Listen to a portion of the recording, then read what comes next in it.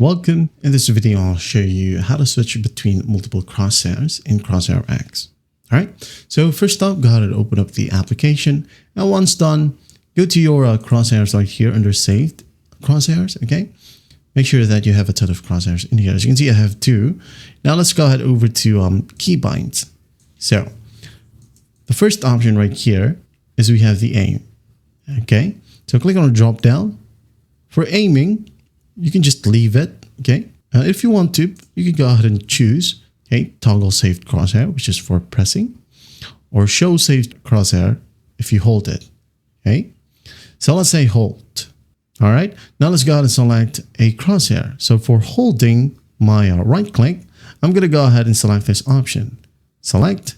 Now to test it out, here we have the toggle, by the way. To test it out, right click, I'm holding right click right now. As you can see, it got a different crosshair. Now, if you want to add in some more, click on the plus button right here.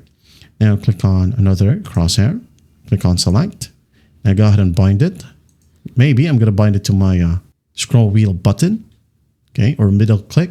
Now, first right click.